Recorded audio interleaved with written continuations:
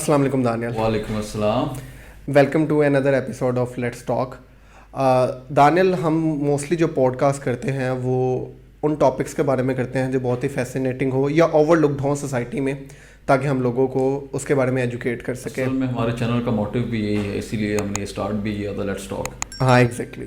तो लेकिन आज जो हमारा टॉपिक है वो हेल्थ केयर के बारे में है।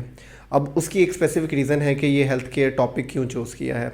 अभी रिसेंट पास्ट में जो मेरी ऑडियंस ये पॉडकास्ट सुन रही होगी उनको पता होगा, मेरा एक दोस्त था जिसका नेम है मुस्तफ़ा। उसकी डेथ हुई है और बहुत शॉकिंग न्यूज़ थी। He is very young guy और बहुत माशाल्लाह पर्सनालिटी उसकी, एक ट्रेनर, एक बिल्डर, और एक सडन डेथ, बहुत शॉकिंग न्यूज़ थी। अब उसकी डेथ की जो रीज़न थी वो बहुत एम्बिगुअस थी। उसकी एक स्पेसिफिक रीज़न है क्योंकि लोगों को पता नहीं था कि उसकी डेथ की रीज़न एक्चुअली है क्या।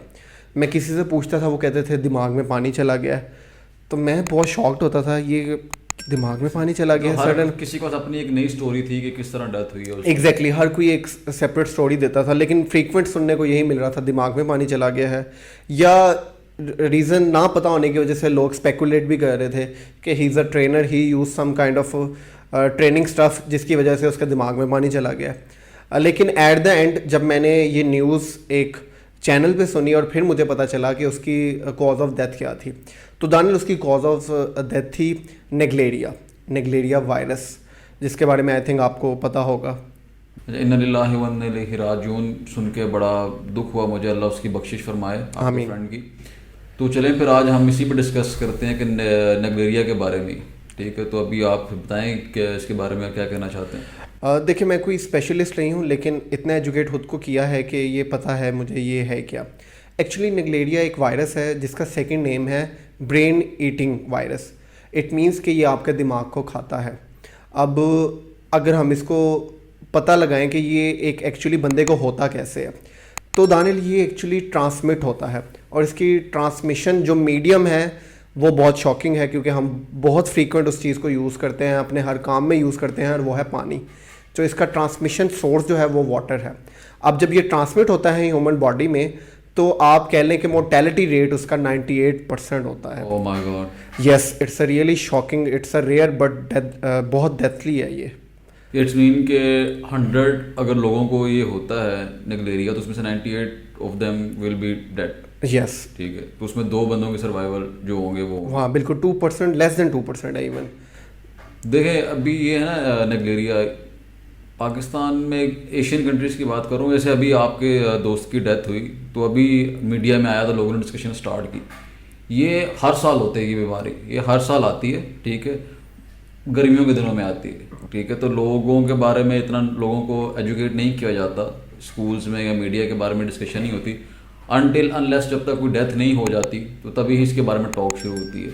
तो आगे अभी आप फर्दर आप बताएं, आप क्या क्या कह रहे थे। हाँ, जैसे आपने बताया है कि ये एशियन कंट्रीज़ में पाई जाती हैं। देखिए दानियल, आपने अभी खुद ही बताया कि इसके बारे में एजुकेट नहीं किया जाता, तो अब एजुकेट करते हैं थोड़ा लोगों को कि ये एशियन कंट्रीज़ में क्यों पाया जाता है। देखिए, एशियन कंट्रीज़ में इसलिए पाया जाता है कि यहाँ पे टेम्परेचर बहुत हाई होता है। एग्जैक्टली। और इसका जो सोर्स है रहने का, जिसे कह लेंगे सबसे बेस्ट इन्वायरमेंट है, वो हाई टेम्परेचर एरियाज़ हैं। तो जो हमारे एशियन कंट्रीज़ हैं, जिसमें इंडिया, पाकिस्तान, श्रीलंका, ये बांग्लादेश, ये इक्वेटर की लाइन पे फॉल करते हैं। और जो भी कंट्रीज़ इक्वेटर की लाइन पे फॉल करते हैं, वहाँ टेम्परेचर यूजुअली अदर रीजन से बहुत हाई रहता है, और इस वायरस के ग्रोथ के लिए टेम्परेचर हाई होना बहुत ज़रूरी है। तो प्लस ये पानी में होता है, और सेकंड ये पानी में होता है, उस पानी में होता है जिसे हम फ्रेश वार्म वाटर बोलते हैं। क्या? फ्रेश वार्म वाटर मींस कि जो भी आपका फ्रेश वाटर है और वो वार्म है, और ये वहाँ पाया जाएगा। तो अब फ्रेश वार्म वाटर होता कहाँ पे? अब आई थिंक लोगों को ये भी नहीं पता होगा। देखें, आजकल जैसे जून, जुलाई, अगस्त का ये सीज़न चल रहा है, और बहुत से लोग स्विमिंग पूल्स में जाते हैं कि हम थोड़ा फ्रेश हो जाएं। तो वो स्विमिंग पूल्स जिनकी सफाई का ख्याल नहीं रखा जाता, जहाँ पानी को चेंज नहीं किया जाता, जिसको क्लोरीन नहीं ऐड की जाती, तो वहाँ पानी स्टोर है, वो स्टोर है पानी, और उसको चेंज नहीं किया जा रहा। दूसरा, टेम्परेचर हाई है, तो पानी क्या हो गया? गर्म हो गया। दूसरा, पानी ये फ्रेश वाटर था, मीन्स इसमें कोई सॉल्ट नहीं था, कोई क्लोरीन नहीं थी, तो ये इसका बेस्ट सोर्स है ग्रोथ का। तो जो लोग वहाँ पे स्विमिंग करने जाते हैं वो इवेंचुअली बहुत बड़ा रिस्क ले रहे हैं लाइफ का। अब ये तो मैंने एक सोर्स बता दिया है कि स्विमिंग पूल्स हैं। आपको सुन के बहुत हैरानी होगी कि ओनली स्विमिंग पूल ही इसका सोर्स नहीं है, हमारे घर की जो टैंकियां हैं वो भी इसका सोर्स है भाई। वाटर टैंक्स, आप जिस घर में देखें प्लास्टिक की वाटर टैंक लगी हुई है और वो जितना हीट वाटर देती है, अक्सर घर में मजाक किया जाता है कि नलका खोलो तो जहन्नम से पानी आ रहा है। ऐसा ही है एग्जैक्टली इतना वो गर्म पानी होता है। और अगर आप अपनी जो टैंकी है उसको साफ नहीं कर रहे तो वो एक इसके लिए हेल्दी ग्रोथ है। तो वो वाटर जब आप यूज़ करेंगे तो आपके लिए एक बहुत इफ़ेक्टिव है कि ये आपको हो जाए। अब ये होता कैसे है और ह्यूमन बॉडी को इफ़ेक्ट कैसे करता है, इसके बारे में आप ऑडियंस को बताएं। देखें, मैं अभी कुछ रिसर्च कर रहा था तो उसमें अभी मैं देख रहा था कि कोई नॉन लोग हैं, ऐसे नहीं है कि कोई फेमस पर्सनैलिटीज़ हैं, वो उसको डिस्कस कर रहे थे। आई डोंट नो वो रिसर्च कहाँ से करते हैं, कैसे करते हैं। उसमें वो कह रहे थे कि कराची में इसलिए ज़्यादा होता है ये अमीबा, सॉरी नेगलेरिया, के वहाँ पे समुंदर पास है। अब देखें समुंदर में नेगलेरिया की जो अमीबा है ये बड़े कम मिकदार में वहाँ पे होता है, क्योंकि वहाँ पे सॉल्ट होता है। सॉल्ट प्रिवेंट करता है इसकी ग्रोथ को जी। सॉल्ट की वजह से ये होता नहीं है कि जो अभी आप कह रहे थे कराची में और ज़्यादा इस वजह से है, तो वो वहाँ से कम होना चाहिए वहाँ पे। बट एक्चुअली में कराची में गर्मी ज़्यादा पड़ती है, हाँ, ठीक है, और लोग ज़्यादा टूवर्ड्स जाते हैं पूल्स की तरफ, इस तरफ, क्योंकि वहाँ पे आबादी भी बहुत ज़्यादा है, तो वहाँ डेथ रेशियो ज़्यादा होती है। इसलिए नहीं कि वो समुद्र के पास है। दूसरा, जैसे भी हम पहले आपने बात की कि ये स्विमिंग पूल्स में भी होता है इस तरह। अब ये इफ़ेक्ट सिर्फ एक तरीके से करता है आपकी बॉडी में। अगर ये थ्रू नोज आपकी बॉडी में ये अंदर गया है, ठीक है, तो ये डायरेक्ट आपके ब्रेन पे जाके हिट करता है और उसमें ये ब्रेन सेल्स को डैमेज करता है, ठीक है। आसान लफ्जों में दिमाग को खा रहा होता है ये, हाँ जी, तभी से ब्रेन ईटिंग अमीबा या वायरस कहते हैं। वो ये रेयर होता है बट डेडली होता है, ठीक है। अमेरिका में 157 लोगों को सिम्टम्स इसके पाए गए, इसके नेगलेरिया के। उनमें से सिर्फ 4 लोगों ने सर्वाइव किया, 157। और ये स्टैट्स पता कब के, 1962 से 2022 तक के स्टैट्स हैं ये, ठीक है। इट्स मीन ये बहुत रेयर है, तो लोगों को डरा के कुछ नहीं होता। बस आप उसको एजुकेट करें कि अभी ये 2-3 महीने हैं, आप इन चीज़ों से दूर रहें, पानी से, अपने पानी को साफ रखें, अपने वाटर टैंक्स को, आप स्विमिंग पूल से, अनलेस जब तक आप खुद सेटिस्फाई नहीं है कि वहाँ पूल का पानी साफ़ है या जो हम यूज़ कर रहे हैं वो ठीक है, अदरवाइज़ आप जाएं, आप सब कुछ करें, आप इंजॉय करें, पूल्स भी जाएं, बट पहले ये सेटिस्फाई कर लें खुद को कि वहाँ जहाँ आप जा रहे हैं वो पानी साफ़ है।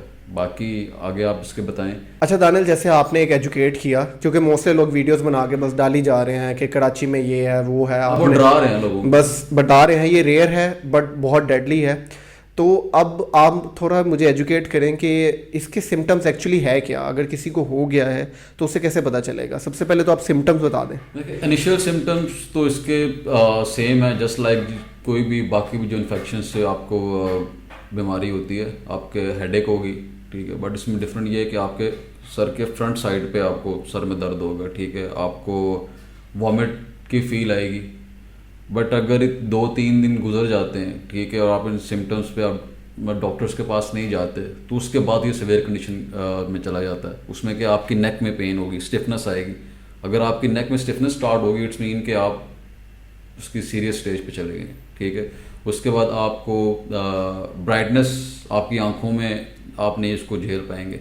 आप जैसे ही बाहर निकलेंगे या सनलाइट में आपकी ब्राइटनेस आपकी आंखों में पड़ेगी तो आपकी आंखों में शदीद किस्म की पेन स्टार्ट होगी।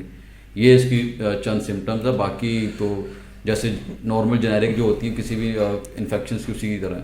अच्छा, जैसे आपने इसके सिम्टम्स बताए, तो जैसे ही सिम्टम्स माइंड में आते हैं तो हमारे माइंड में सबसे पहले इसका डायग्नोसिस आता है। तो आई थिंक मेरे ख्याल से इसका कोई डायग्नोसिस अवेलेबल है, क्योंकि मैं बहुत सी यूट्यूब वीडियो देख रहा था, किसी ने नीचे टैगलाइन लगाई हुई थी इसका डायग्नोसिस है, बट मैं जहाँ तक रिसर्च किया है मुझे अभी तक इसका कोई डायग्नोसिस नहीं मिला। इनिशियल स्टेज पे अगर आप चले जाएं डॉक्टर के पास, तो इनिशियल अगर आपके 5-6 दिन 7 दिन गुजरने के बाद जाएं तो आई डोंट थिंक सो तब कोई आपको जाने का फायदा भी है। ठीक है, मीन्स आप कह लें कि इसका कोई डायग्नोसिस नहीं है स्पेशल, ठीक है, कोई रिग्रेसिव ट्रीटमेंट भी किया जाए तो मोर्टेलिटी रेट बहुत हाई है, आप इसके लिए दुआ ही कर सकते हैं इन द एंड। लेकिन हर डिजीज का ज़रूरी नहीं है डायग्नोसिस हो, प्रिवेंशन भी सबसे पहले होता है, वो भी एक्चुअली में ट्रीटमेंट, डायग्नोसिस ही में आती है। एग्जैक्टली, प्रिवेंशन सबसे टॉप पे ही डायग्नोसिस में आती है। तो मेरे ख्याल से प्रिवेंशन इसके लिए क्या करना चाहिए? देखिए, फ्रेश वार्म वाटर हर घर में यूज़ होना, अब ऐसा नहीं है कि आप बिल्कुल घबरा जाएं कि हम ज़िंदगी को जीना ही छोड़ दें, कुछ लोग नहाना ही छोड़ दें, ऐसा नहीं है। ये बहुत रेयर पाया जाता है, बट ये डेडली। अगर आप कुछ प्रिकॉशंस या प्रिवेंशन कर लें तो आपके और चांसेस कम हो जाएंगे कि ये आपके पास पाया जाए। तो सबसे पहले जैसे हमने डिस्कस किया कि आजकल ये स्विमिंग पूल्स में बहुत ज़्यादा लोग जा रहे हैं।